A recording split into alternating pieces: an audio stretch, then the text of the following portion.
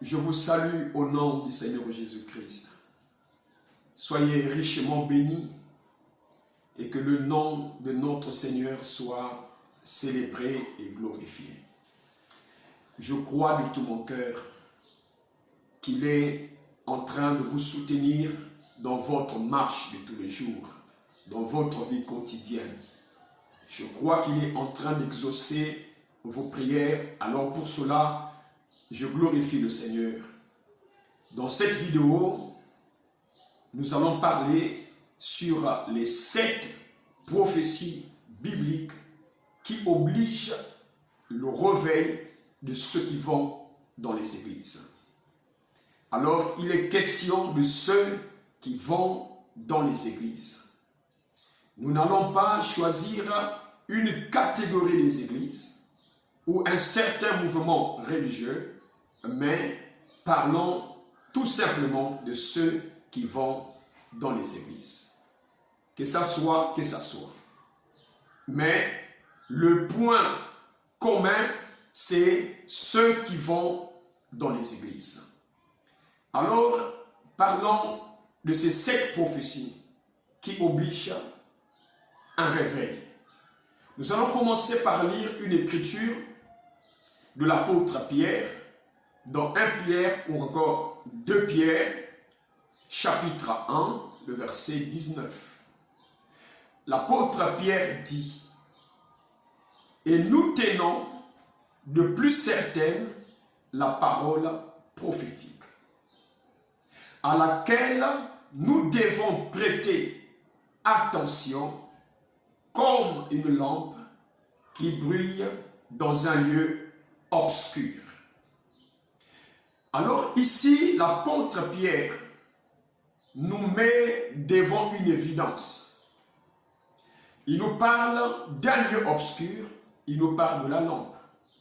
Et il nous demande de symboliser ou encore d'imager la parole prophétique à une lampe qui brille dans un lieu obscur.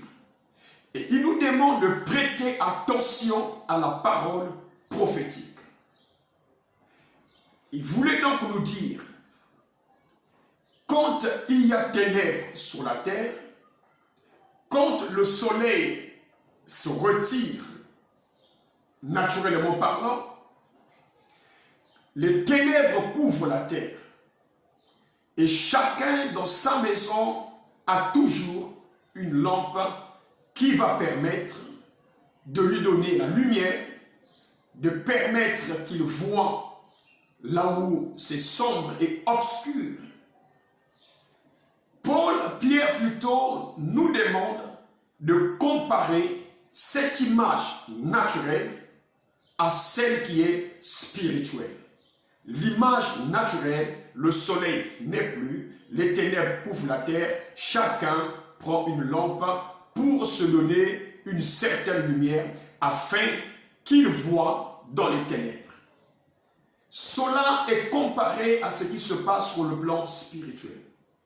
Alors, l'apôtre Pierre a donc voulu nous dire, quand le monde se plonge dans les ténèbres spirituelles, l'obscurantisme, quand cela arrive sur la terre, chacun doit avoir quelque chose qui lui donnera la lumière qui permettra à la personne de voir dans les ténèbres.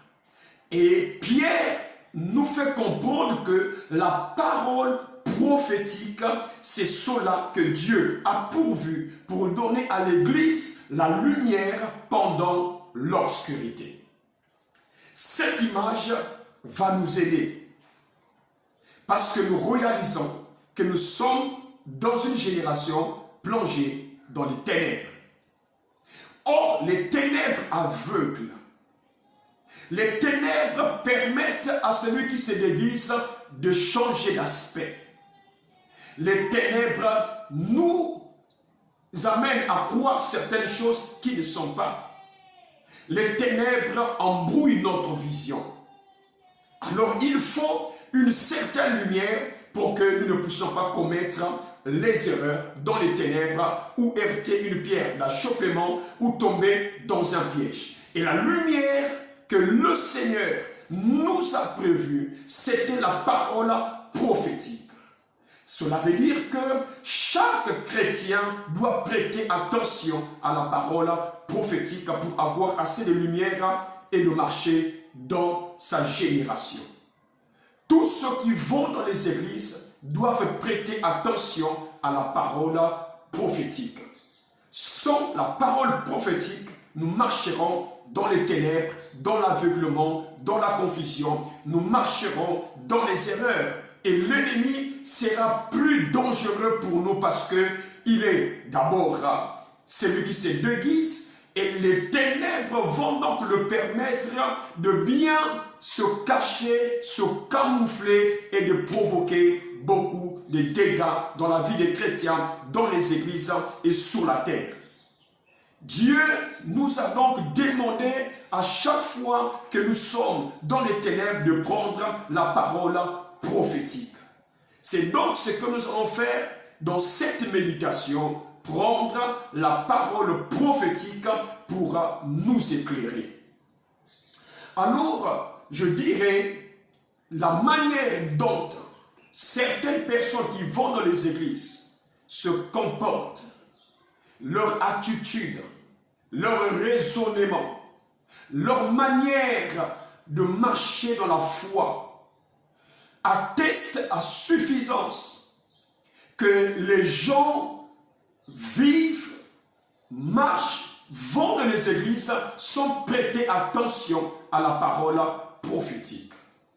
Je dirais même, si et seulement si les gens s'étaient accaparés la parole prophétique et la lumière qui dégage de cette parole, je crois de tout mon cœur, beaucoup des églises seraient vides. Beaucoup des hommes de Dieu qui ont la renommée aujourd'hui n'en auront pas. Beaucoup des dégâts que le diable a causés dans les églises ne devaient pas se faire si les gens s'étaient accaparés cette lumière prophétique. Et vous devez savoir, quand la lumière arrive là où il y a l'obscurité, cela dévoile ce qui était longtemps caché dans cette obscurité.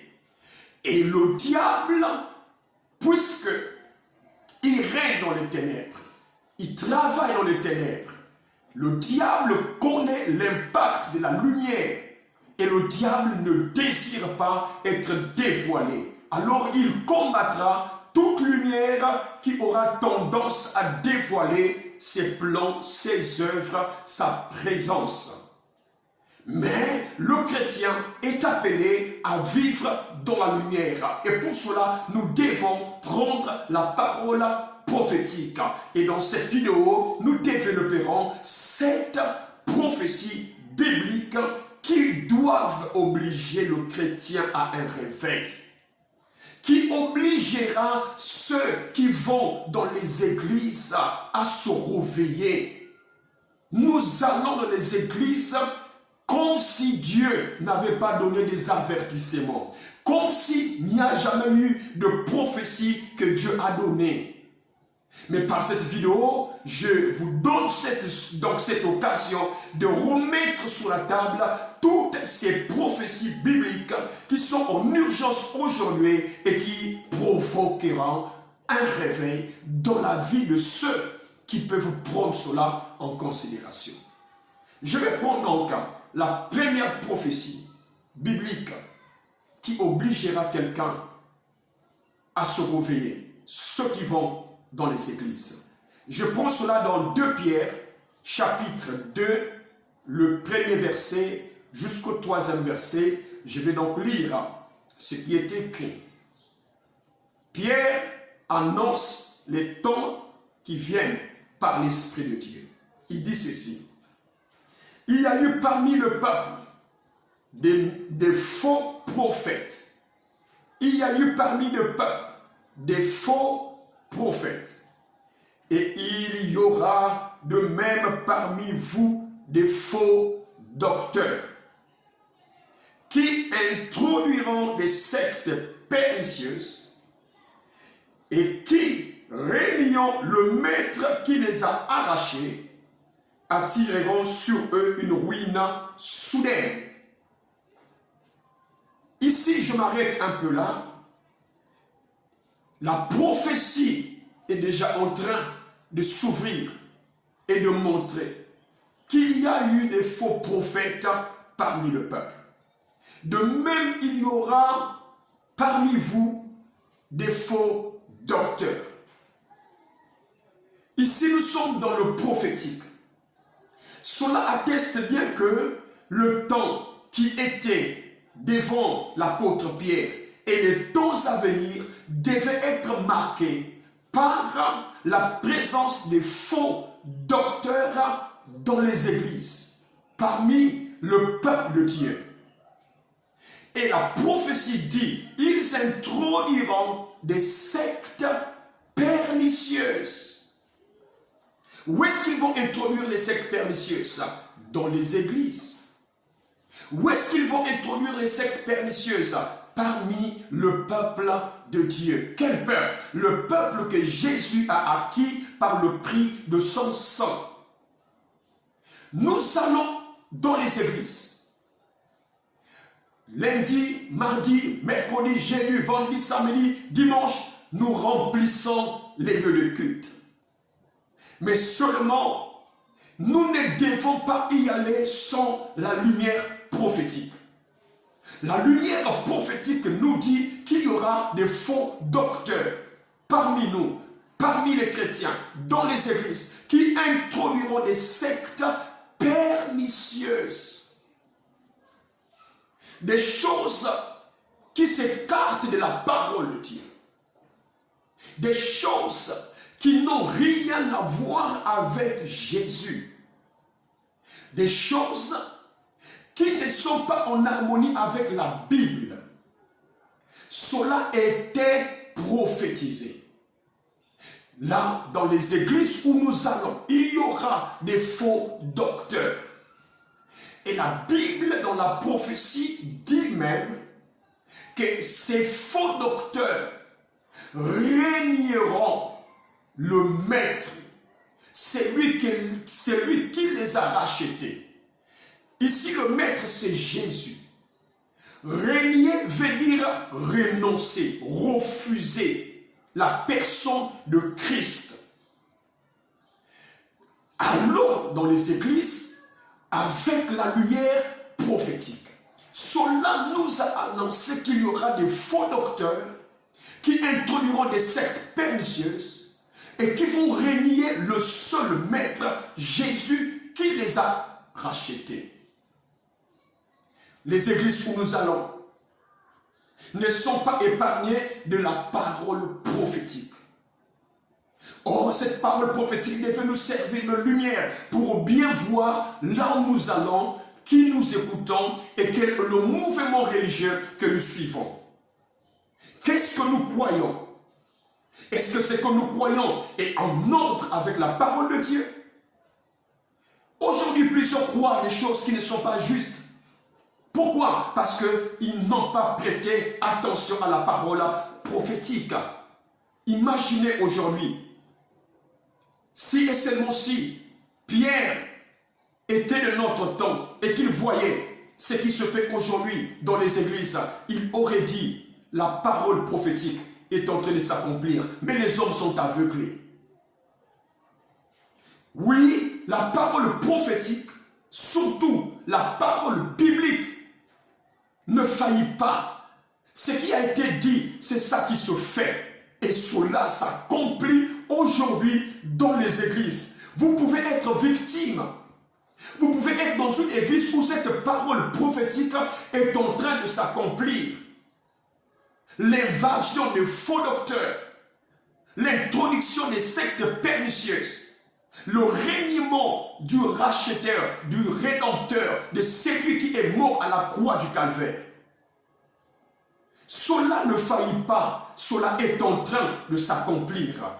Alors cela doit interpeller ceux qui vont dans les églises. La prophétie continue en disant ceci au verset 2. Plusieurs les suivront dans leur dissolution. plusieurs les suivront. Vont suivre qui? Ces faux docteurs. Plusieurs le suivront. La parole de Dieu ne faillit pas. Elle s'accomplira toujours. Et elle est déjà en train de s'accomplir. Combien de faux docteurs sont déjà sur toute la terre? Il y en a plusieurs. Et plusieurs personnes les suivent. Ils ne suivent pas Christ, ils suivent ces faux docteurs. Ils croient dans ces sectes pernicieuses qu'ils ont introduites dans les églises. Lesquels qui les suivent, ce sont ceux qui vont dans les églises sans avoir la lumière prophétique. Aller à l'église n'est pas une mauvaise chose. Aller à l'église, c'est une bonne chose, c'est une recommandation du Seigneur, mais seulement, où allons-nous? Dans quelle église? Prenons la parole prophétique. Et la Bible dit que la voix de la vérité sera calomniée à cause d'eux. À cause de ces faux docteurs, les gens finiront par calomnier la voix de Dieu. Ils finiront par dire, non, nous ne comprenons plus. Et plusieurs personnes n'auront plus cette audace de s'élever un jour et aller dans une église parce que ces docteurs feront des choses qui ne sont pas dignes, qui ne sont pas en harmonie avec la parole de Dieu et la sainteté. La Bible continue dans cette prophétie en disant au verset 3, par cupidité, ils trafiqueront de vous au moyen des paroles trompeuses. De moyens de paroles trompeuses. Eux que menace depuis longtemps la condamnation et dont la ruine ne somnole point. Ce sont des personnes qui ont une condamnation, qui se sont introduites dans les églises, qui attirent plusieurs personnes derrière eux. Et la Bible dit par cupidité. La cupidité ne devait pas avoir une place dans les églises. Parce que la cupidité est un péché que Dieu tire à boulet rouge. Et cette cupidité, ce ne sont pas les adeptes qui manifestent cela, mais ce sont ces faux docteurs qui manifestent la cupidité. Ils ont légalisé le vol d'argent dans les églises et cela se fait aux yeux de tout le monde. Personne ne voit, personne ne parle. Pourquoi? Parce que les ténèbres ont aveuglé la conscience de ces personnes. Mais avec la parole prophétique, nous sommes obligés à un revers. Nous qui allons dans les églises. Je vais prendre donc le deuxième point prophétique que Dieu nous a donné dans la Bible, qui doit réveiller chacun de nous, nous qui allons dans les églises. Je vais prendre cela dans 1 Timothée au chapitre 4, le premier verset. 1 Timothée chapitre 4, le premier verset. Je vais lire cela, c'est aussi la parole prophétique. La Bible dit ceci. Mais l'Esprit dit expressément que dans les derniers temps, quelques-uns abandonneront la foi pour s'attacher à des doctrines des démons, à des doctrines séducteurs et des doctrines des démons. Alors, ici aussi, vous sentez que le verset projette cet événement dans les temps de la fin, les temps à venir. Alors ici, on nous dit que quelques-uns abandonneront la foi pour s'attacher aux esprits séducteurs et à des doctrines de démons. C'est le prophétique, ça ne faillit pas. Et la parole prophétique est une lumière au temps où l'obscurité règne sur la terre. Cela montre clairement que les hommes commenceront avec la foi et ne finiront pas avec cette foi. Qu'est-ce qu'il faut dire par là? La foi dont il est question ici, ce n'est pas la foi d'Hébreux 11, le verset 1, qui est la ferme assurance de choses qu'on espère, une démonstration de celles qu'on ne voit pas. Ici, la foi, c'est ce qui nous a été dit dans Romains chapitre 10, le verset 17, la foi vient de ce qu'on entend et ce qu'on entend de la parole de Christ. Cela montre que les gens abandonneront la foi apostolique, la croyance des pères. Les gens abandonneront l'évangile de Christ. Et ils s'attacheront à des esprits séducteurs et à des doctrines des démons. Tout cela se passe dans les églises. Ça ne se passe pas dans un bar. Ça ne se passe pas dans un stade de football. Mais ça se passe dans les églises où nous allons. Puisqu'il y a des ténèbres, nous ne pouvons pas voir ce qui se passe. Beaucoup des églises ont abandonné la foi. Beaucoup des églises qui aujourd'hui, devant tout le monde et en public, essaient de dire à leurs adeptes que nous sommes sur le droit chemin. Mais quand la parole prophétique amène la lumière, on constate que ce sont des églises qui ont longtemps abandonné la foi. Ils ont abandonné l'évangile. Ils ont abandonné la foi et la croyance des pères. Et qu'est-ce qu'ils ont fait? Ils se sont attachés à des esprits séducteurs et à des doctrines des démons. Cela montre que celui qui va à l'église doit se dire, nous sommes dans un temps où, dans les églises, il y aura des doctrines des démons. Ils doivent se dire cela. On ne doit pas aller à l'église sans ces avertissements prophétiques. Sinon, nous serons dans le piège du diable. Nous devons aller à l'église avec cette pensée prophétique que dans les églises où nous allons, il y a des esprits séducteurs incarnés. Il y a des doctrines des démons prêchées parce que le prophétique dit les gens abandonneront la foi. Pourquoi aujourd'hui les gens dans les églises croient tout ce qui est prêché sans vérifier? C'est parce qu'ils n'ont pas la lumière prophétique. L'Esprit de Dieu ne pouvait pas se tromper et ce qui a été dit est déjà en train de se faire aujourd'hui devant nos yeux. La troisième prophétie que nous allons prendre, qui nous obligera de nous réveiller, parce que le temps est grave. Nous sommes dans l'urgence. Et le retour de Christ, peut-être ça va nous surprendre un de ces jours. Nous ne savons pas quel jour, mais ça va nous surprendre. C'est le temps de se réveiller.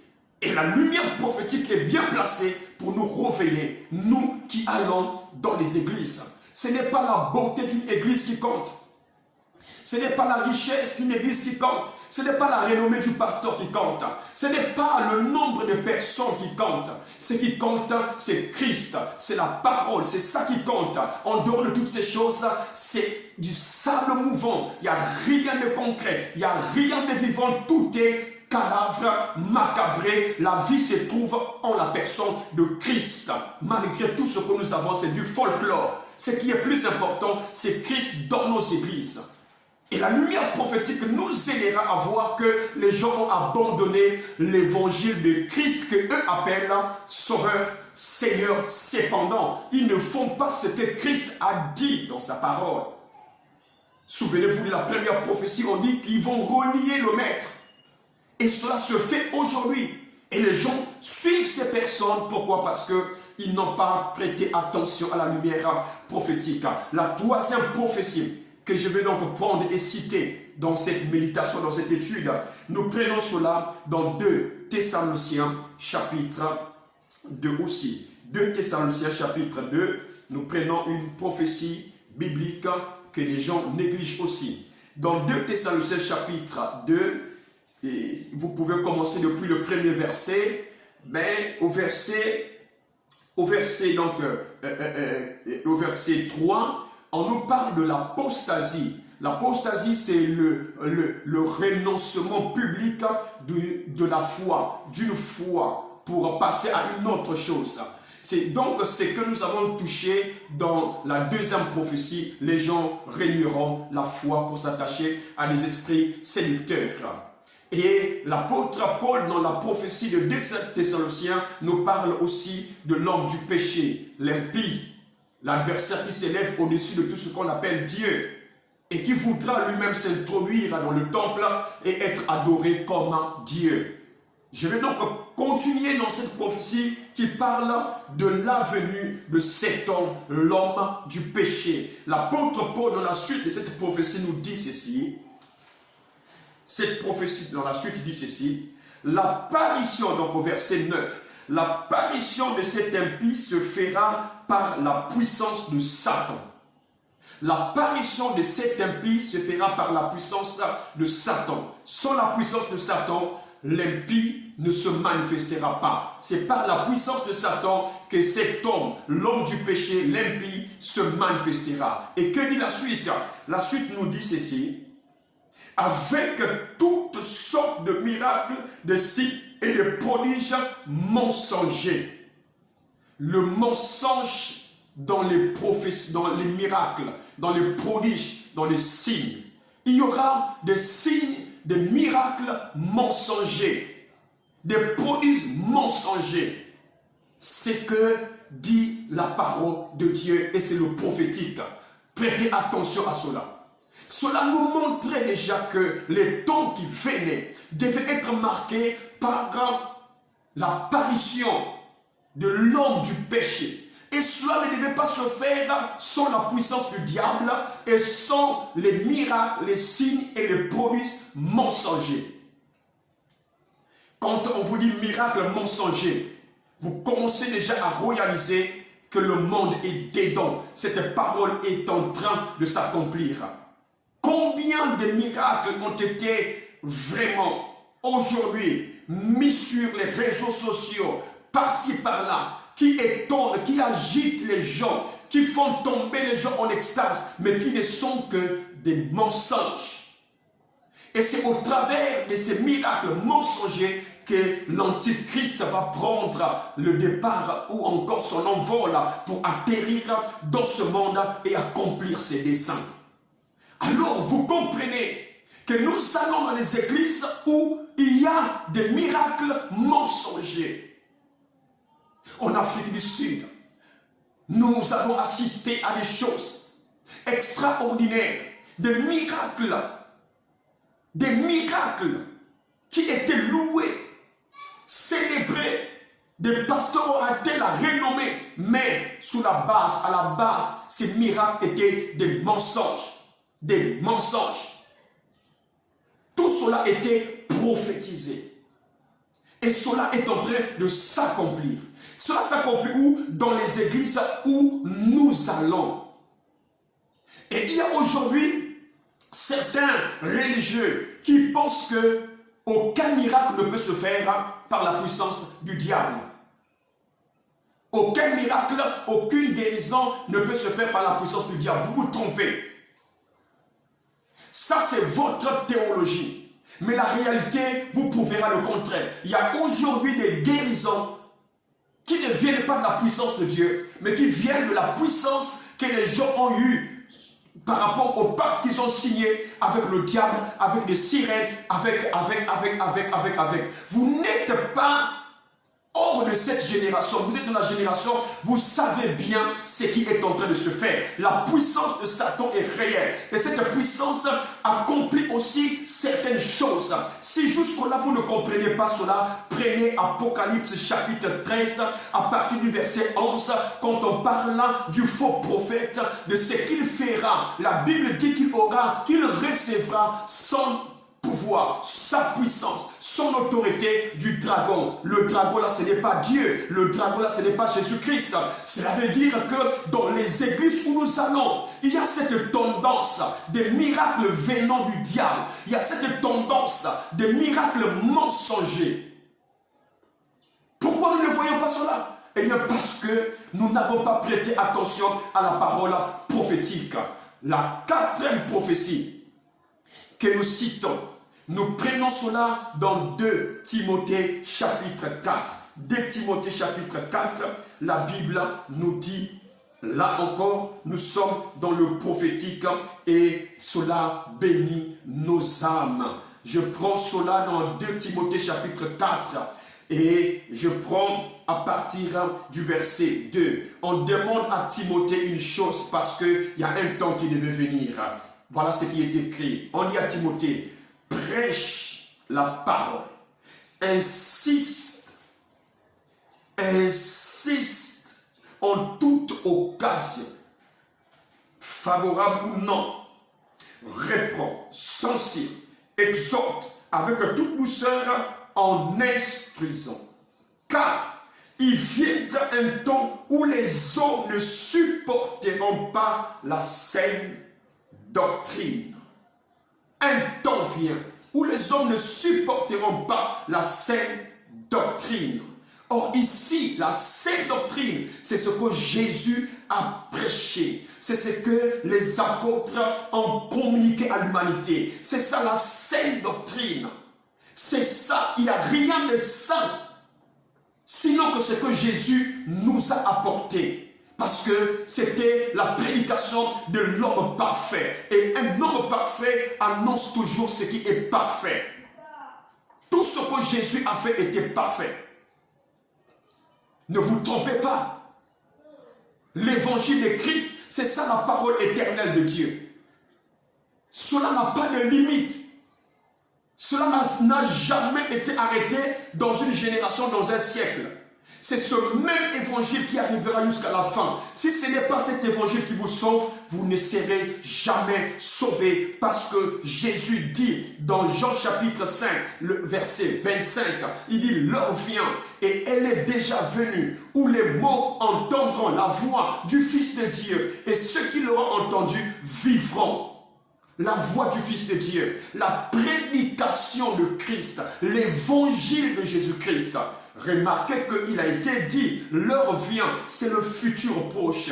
Et elle est déjà venue au temps présent pendant que Jésus était sur la terre. Ces deux temps ont été marqués par une seule voix, pas deux voix, une seule voix. La même voix qui a sauvé hier, c'est la même voix qui doit sauver aujourd'hui et demain. Si c'est le contraire, vous ne pouvez pas être sauvé parce qu'il n'y a pas un autre évangile qui peut sauver une âme sur cette terre.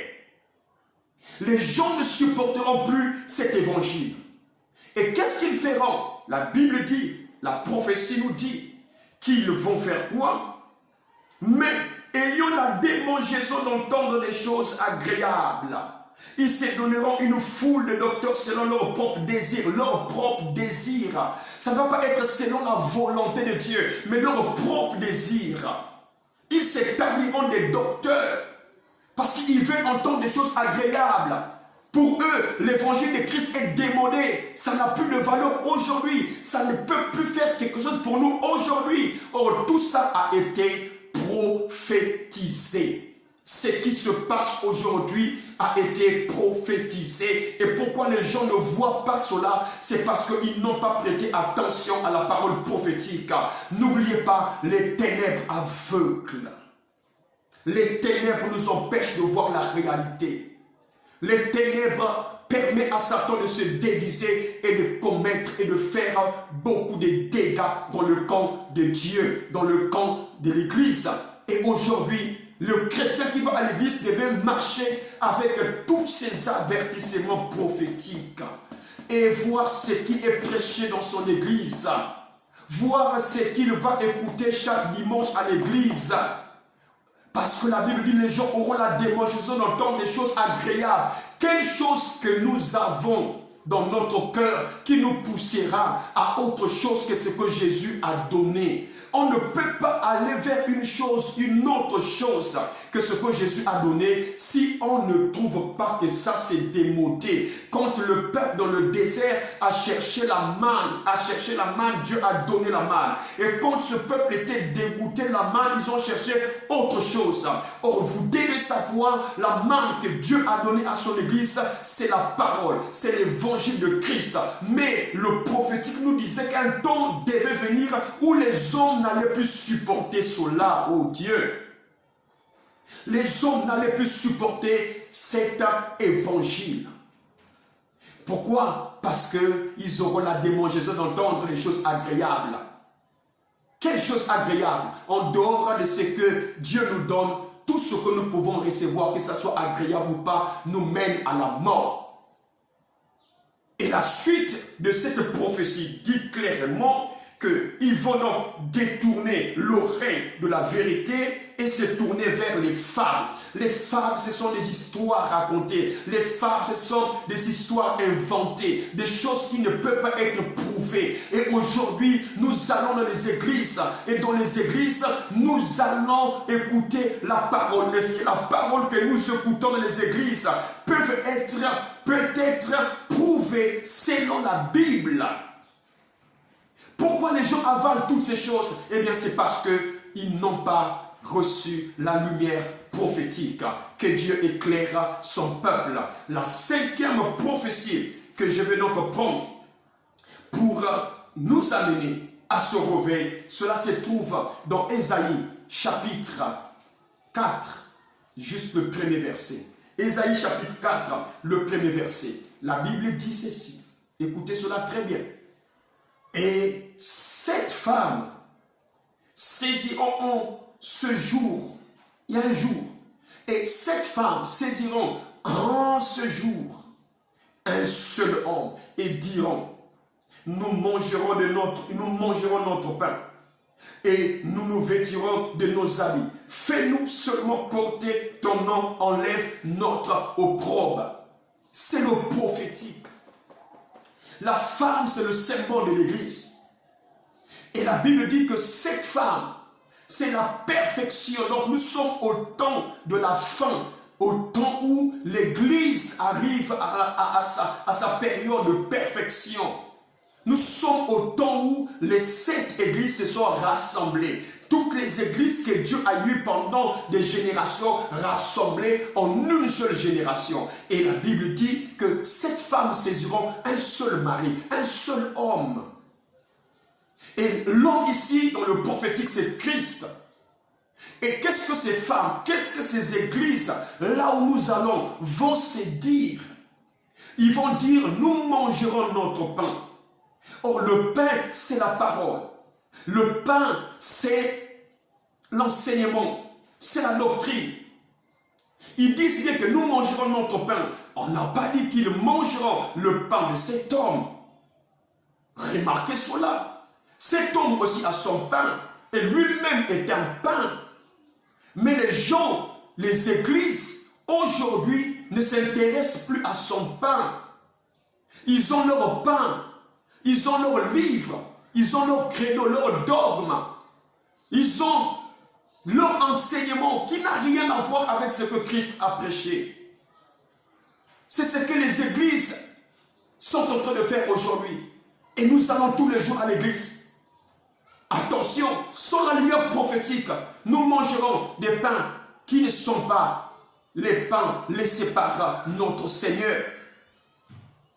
Ces femmes diront quoi? Nous mangerons notre pain. Ils ont leur livre à eux, qu'ils considèrent plus que la Bible. Ils ont leur doctrine à eux, qu'ils considèrent plus que ce que Christ a donné. Ils ont leur dogme, tout ce que...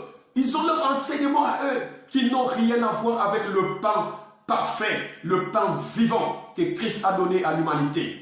Ces femmes diront quoi? Ces femmes diront, nous avons nos habits. Les habits, ce sont les œuvres. Donc, ils vivent comme ils veulent. Leur vie n'a rien à voir avec la vie des apôtres. Leur vie, leur manière de parler, leur manière d'agir, leur manière de prêcher, leur manière de conduire l'église n'a rien à voir avec la foi des pères, à voir avec les pères qui nous ont précédés. Quand on les voit aujourd'hui, ils sont à 100% différents des apôtres. Les apôtres ont élevé Jésus. Ils ont mangé le pain de Jésus. Mais aujourd'hui, les églises mangeront leur pain, leur dogme, leur évangile, leur prédication, leur enseignement, qui n'ont rien à voir avec la parole de Dieu. Si on avait la lumière prophétique, on ne pouvait pas se retrouver dans ces églises où nous sommes. Que Dieu nous fasse grâce.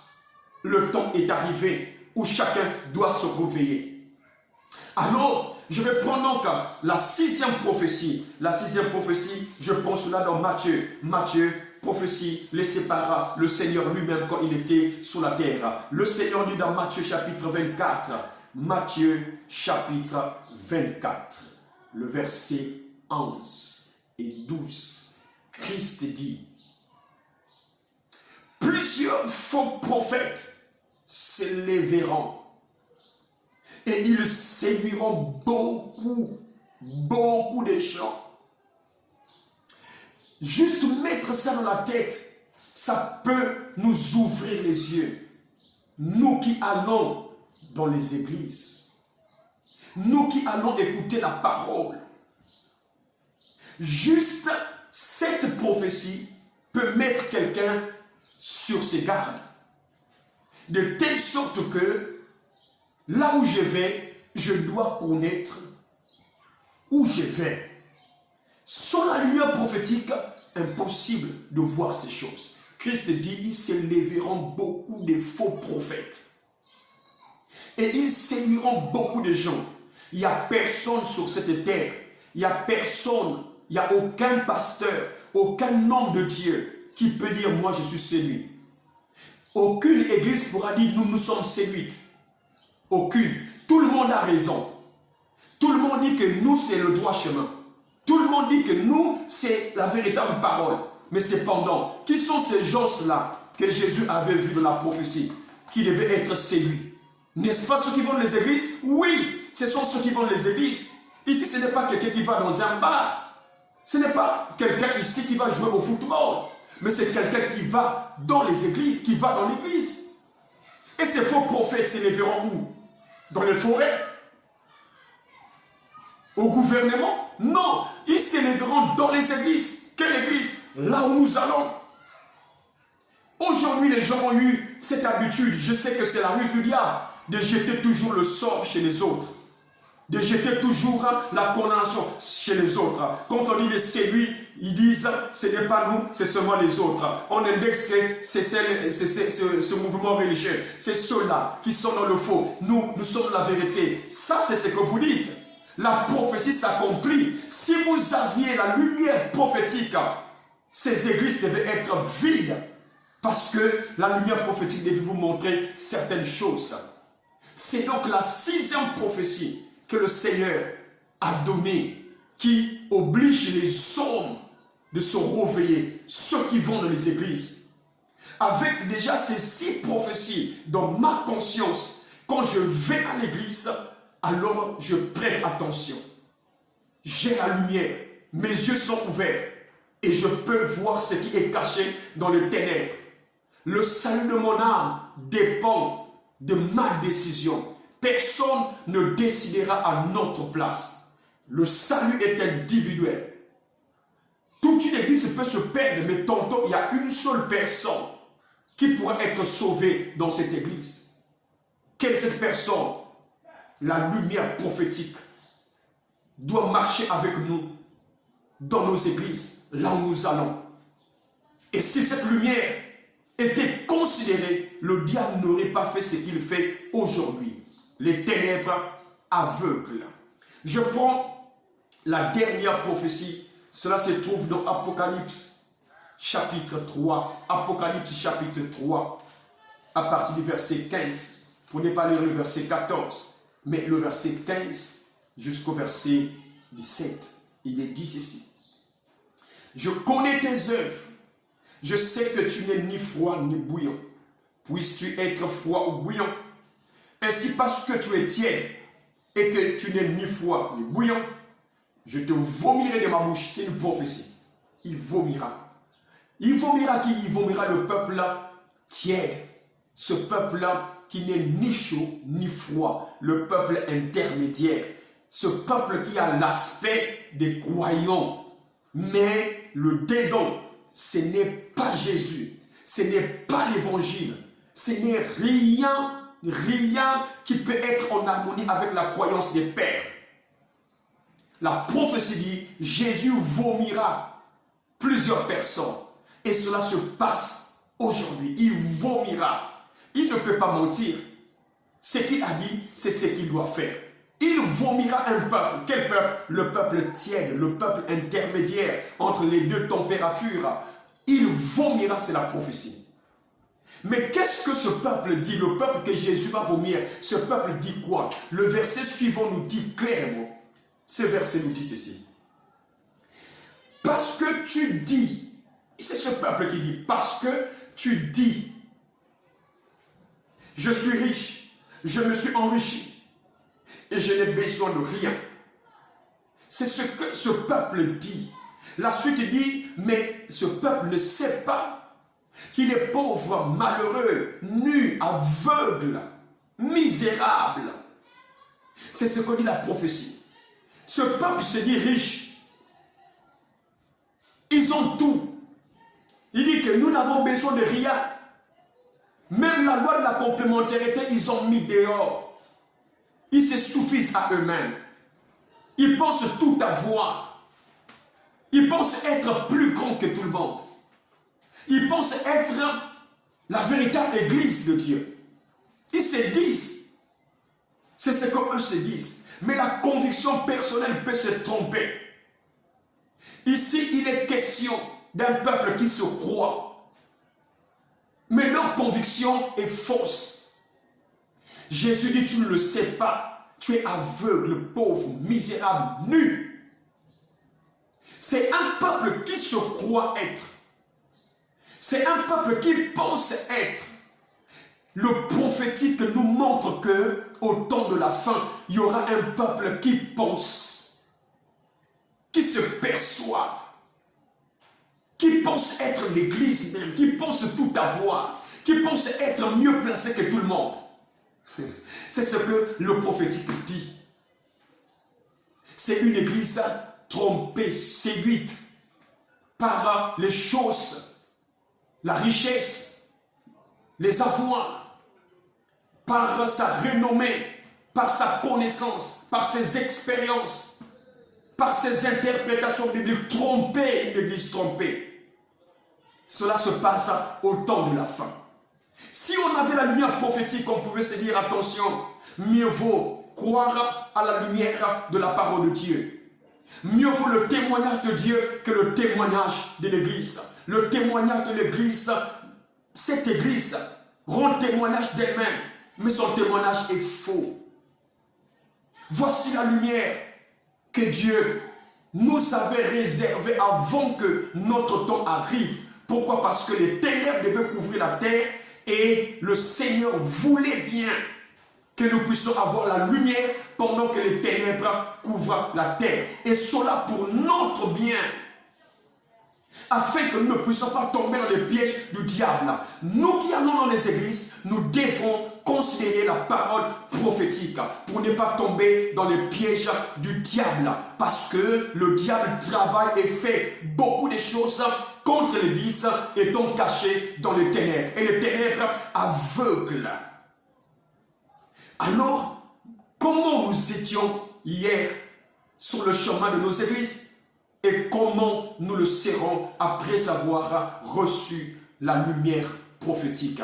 Il y aura un changement. Et vous ne marcherez plus comme vous marchez autrefois. Vous ferez plus attention de là où vous allez. Et le Seigneur vous soutiendra dans cette prise de position. Parce que Dieu aimerait soutenir celui qui sait qu'il y a un danger que celui qui ne sait pas qu'il y a un danger. Celui qui ne sait pas qu'il y a un danger, peut-être qu'il a méprisé l'avertissement qu'on lui a donné. Il a peut-être mal jugé cela. Il a raisonné dessus. Voilà comment Dieu laissera la personne tomber dans le piège. Mais celui qui n'a pas raisonné sur l'avertissement, le Seigneur le soutiendra. Et aujourd'hui, plusieurs sont séduits. Lesquels qui sont séduits? Ce sont les gens qui vont dans les églises. Pourquoi ils sont séduits? Parce qu'ils ne savent pas qu'ils sont en face des faux prophètes. Ils ne savent pas. Ils les appellent des vrais prophètes, des grands prophètes. Ils les appellent des super prophètes. Ils les appellent de tous les noms possibles. Mais seulement, Christ avait vu la venue des faux prophètes. Je ne dis pas qu'il n'y aura pas de vrais prophètes, il y aura des vrais prophètes, mais Jésus avait vu les vrais prophètes. Et si je peux même exagérer dans mon langage, il y a moins de vrais prophètes, mais plus de faux prophètes. Soyez éclairés au nom du Seigneur Jésus-Christ. Que Dieu vous bénisse richement. Shalom.